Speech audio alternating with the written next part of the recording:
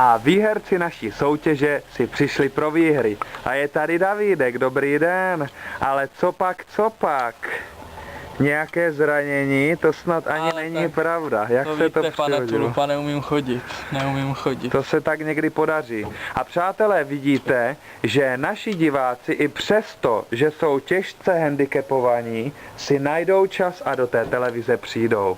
Jo, do studia. Ještě jednou dobrý den. A dnes je to tu opravdu samá návštěva. Přišla si pro výhru také Liduška Dulíková, kterou znáte z předchozích reportáží. Dobrý den. Slepičína, děkuju za výhru. Jak se daří? Daří se dobře. Děkujeme, Liduško, že jsi našla čas a k nám do televize přijela. Já děkuju za pozvání. Dnes k nám tedy do televize přišla Liduška Dulíková. Liduško, zdravím tě.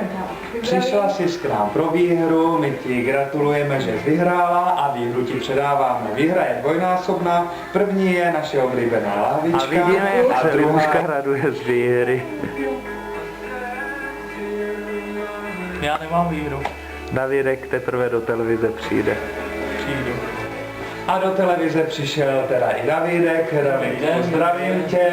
To jsem chtěl vždycky vidět pana generálního naživo. Ano, tak jsem to opravdu já. Předávám tedy výhru šutry z Itálie a ještě jednou gratuluji. Děkuji. A jste fakt pan generál? Ano, jsem to já osobně, ne, lidé, když k nám do televize přijdou, mohou vidět mě nebo ostatní členy štábu naživo.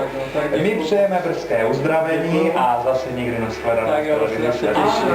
Prostřednictvím televize bychom ještě rádi pozdravili Aleše Koláčka, který zapůjčil naší televizi speciální disk, díky kterému jsme mohli natočit náš film Itálie 2007 Expedice. Takže Aleši děkujeme a posíláme ti také nějaký drobný dárek od televize. Ještě jednou děkujeme.